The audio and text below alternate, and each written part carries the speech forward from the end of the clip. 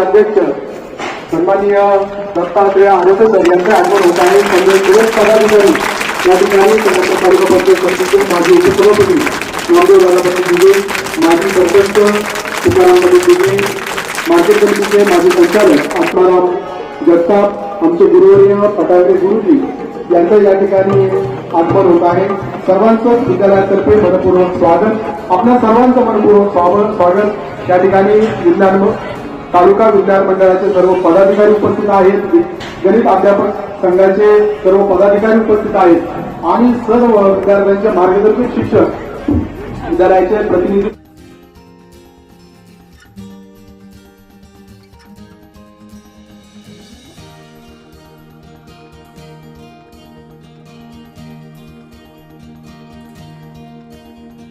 Yeah.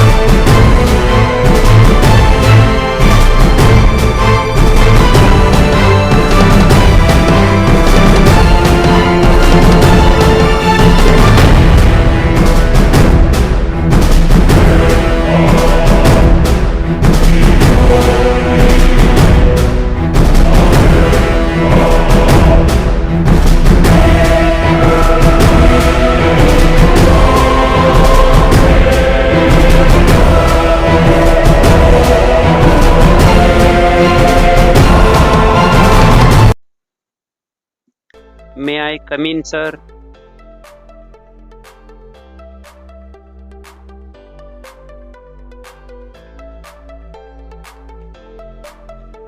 सर्वप्रथम मी सर्वांची ओळख करून देतो. हे आहेत बाळासाहेब राऊत सर, अध्यक्ष गणित अध्यापक संघ संगमनेर, शाळा सिद्धार्थ विद्यालय संगमनेर. नंतर दुसरे हे आहेत गणेश जाधव सर, मंगळेश्वर विद्यालय मंगळापूर. नंतर हे आहेत शिवलिंग भोर सर, पेटीट विद्यालय संगमनेर. आणि मी कैलास नेह सर, प्रभाकरराव भोर विद्यालय आंबी खालसा. यानंतर पुढील मुलाखत राऊत सर घेतील. नमस्कार सर. आपण स्वच्छ सुंदर शाळा या उपक्रमामध्ये आपण मिळवलेले जे उत्तुंग यश आहे, या यशामागची काही आपण याविषयी आपण आपलं मत व्यक्त करू. मुख्यमंत्री माझी शाळा सुंदर शाळा या अभियानात आम्ही 2 वर्षापूर्वी सहभागी झालो होतो. तर त्यावेळी परिसर जो होता तर आमचा बऱ्यापैकी म्हणजे हरित उपक्रम आम्ही या ठिकाणी राबवलेले होते. हरित प्रकल्प, हरित सेना हे सगळे उपक्रम आपले सुरू होते. तदनंतर आम्ही त्या दृष्टिकोनातून विद्यालयाच्या परिसरात अधिक वृक्षारोपण केलं, विद्यार्थ्यांवरती जबाबदारी दिली.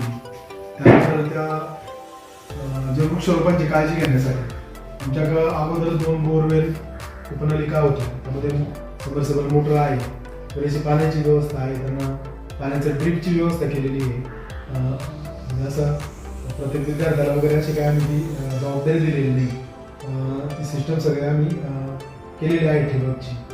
नंतर वृक्षांना खतं मिळावेत म्हणून आपण गांडूळ खत निर्मिती प्रकल्प या ठिकाणी सुरू केला, जेणेकरून आपले जे काही परिसरामध्ये वृक्ष आहे त्यांची पानगळ जी होते तर ते सगळं जो ती पानगळीचा कचरा कुठेतरी आपण फेकून देतो, तर त्याचं सगळं संकलित करून आम्ही त्या गांडूळ खत निर्मिती प्रोजेक्टच्या बेडमध्ये ते सगळं संकलित करून त्याच्यामध्ये प्रोजेक्ट आम्ही राबवलं. त्यातून गांडूळ खत निर्मिती झाली. त्याच्यानंतर तुमचं कचरा व्यवस्थापन पण झालं. त्यातून गांडूळ खत मिळाल्यानंतर ते परिसरात सगळ्या वृक्षांना आम्ही ते टाकायला सुरुवात केली. वेळेवर पाणी त्यांना त्यांची निगा. त्यानंतर कॅम्पस जो आहे आपला परिसर, शालेय परिसर दिसता क्षणी उठून दिसावा असे एक आपलं जसं आपलं अंगण असतं की ते स्वच्छ आपण ठेवण्याचा प्रयत्न करतो, त्या पद्धतीने कॅम्पसमध्ये स्वच्छता राखण्याचा आम्ही प्रयत्न केला. पाण्याचं व्यवस्थापन करण्यासाठी पावसाचं जे पाणी आहे आपल्या छतावरती, जे इमारती छतावरती वाहून जाणारं पाणी, त्याचं रेन वॉटर हार्वेस्टिंगचा प्रोजेक्ट आम्ही राबवला. असे वेगवेगळे प्रोजेक्ट आम्ही त्या ठिकाणी सातत्याने राबवले. नंतर बोलक्या भिंतीसारखी, बोलक्या पायऱ्या, बोलक्या भिंती या पद्धतीचे सुद्धा उपक्रम त्या ठिकाणी राबवले. शासन पातळीवर जे काही वेळोवेळी आपल्याला ॲक्टिव्हिटीज दिल्या जातात तर त्या सातत्याने आम्ही म्हणजे प्रत्येक ॲक्टिव्हिटीजमध्ये आमच्या विद्यालयाचा सहभाग त्या ठिकाणी सातत्याने राहिला.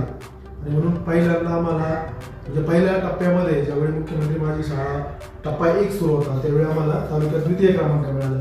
दुसऱ्या वर्षी टप्पा 2 मध्ये आम्हाला प्रथम क्रमांकाचं 3 लाखाचं बक्षीस मिळालं. म्हणजे अगोदरच्या वर्षामध्ये 2 लाख, नंतरच्या याच्यामध्ये 3 लाख, असं म्हणून 5 लाखाची बक्षीस आम्ही त्या ठिकाणी घेतली. त्यासाठी आमच्या शिक्षकांनी म्हणजे खूप परिश्रम घेतले, योगदान दिलं, अधिकाधिक वेळ शाळेत त्या ठिकाणी दिला आणि एक आदर्श शाळा म्हणजे निर्माण करण्याचा आमचा त्या ठिकाणी प्रयत्न सातत्याने राहिला. विद्यार्थ्यांचं आरोग्य असेल किंवा बाकी सर्व गोष्टींनी भौतिक सुविधा असतील त्या परिपूर्ण करण्याचा आमचा सातत्यानं प्रयत्न राहिला. वेळोवेळी त्यासाठी संस्थेचं मार्गदर्शन असेल, लोकसहभाग असेल किंवा शिक्षकांचा सहभाग असेल, हा सहभाग आम्ही त्यामध्ये नोंदवला आणि खूप सर्वांनी परिश्रमपूर्वक काम केल्यामुळे आम्हाला मुख्यमंत्री माझी शाळा सुंदर शाळा या अभियानात टप्पा 1 आणि टप्पा 2 मिळून 5 लाखाची बक्षीस मिळाली. याचबरोबर शैक्षणिक याच्यामध्ये सुद्धा तुमचं योगदान खूप मोठं आहे शाळेचं. तर यासाठी कोणते उपक्रम राबवतात तुम्ही विशेष?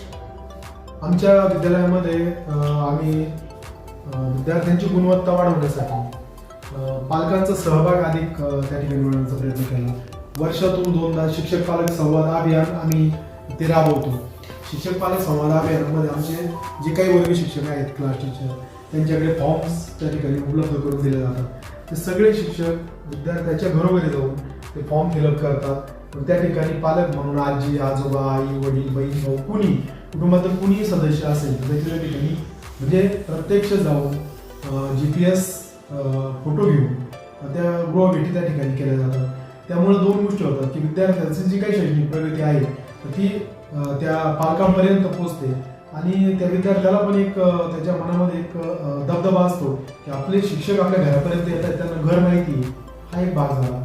आणि दुसरा असं की पालकांच्या शाळेविषयी काय मतं आहे, त्याच्यामध्ये आपण काय सुधारणा केल्या पाहिजे किंवा पालकांची अनुकूल प्रतिकूल मतं हे दोन्ही पण मतं त्या ठिकाणी आपण त्या फॉर्मच्या आधारे हे सगळे फिलअप त्या ठिकाणी करून घेतो.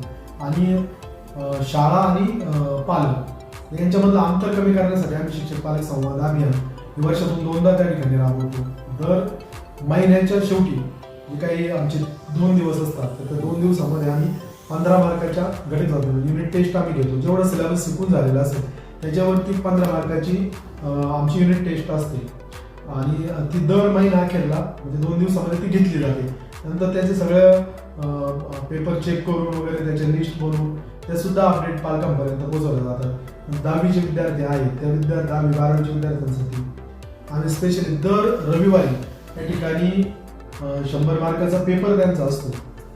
म्हणजे सब्जेक्ट वाईज असेल मराठी, हिंदी, इंग्रजी काय इतर पुढील सब्जेक्ट, तर दर रविवारी तो आमचा म्हणजे फक्त जून महिना संपला की पुढच्या महिन्यामध्ये ते रेज ॲक्टिव्हिटी सुरू. फक्त जून महिन्यामध्ये आम्ही करत नाही, नंतर जुलैपासून जे सुरू होतं दर रविवारी त्या विद्यार्थ्यांचा एक पेपर आम्ही सराव म्हणून त्या ठिकाणी घेतो. तो सराव घेत असताना सिलेबस पूर्ण होण्याची वाट बघितली जात नाही. त्या विद्यार्थ्यांना पुढच्या म्हणजे जे काही समजा पुढच्या आठवड्यामध्ये जी एक्झाम कोणत्या सब्जेक्टची होणार आहे त्याची प्रश्नपत्रिका अगोदरच दिलेली असते. मग ती प्रश्नपत्रिका त्यांनी बघायची आठवड्याभर आणि रविवारी या ठिकाणी जो काही वेळ ठरवून दिला आहे का 9 ते काय 12 असेल किंवा जो काय टाइम फ्रेममध्ये सोयीने सगळ्यांचं होईल अशा पद्धतीने त्या पेपरचं आयोजन त्या ठिकाणी केलं जातं. आणि त्याच्यानंतर ते विद्यार्थ्यांनी मात्र पुन्हा मागं बघायचं नाही, पुढे बघायचं नाही आणि स्वतःच्या कौशल्यावर तो पेपर लिहायचा. अशा पद्धतीने वेगवेगळ्या मग इतर अप्रगत विद्यार्थी असतील त्यांच्यासाठी जादा तास आहे, स्पर्धा परीक्षांचे आहे, सगळ्यांमध्ये सहभाग त्या ठिकाणी जे आमचा अधिकाधिक विद्यार्थ्यांचा सहभाग, पालकांचा त्या ठिकाणी सहभाग त्या ठिकाणी नोंदवला जातो.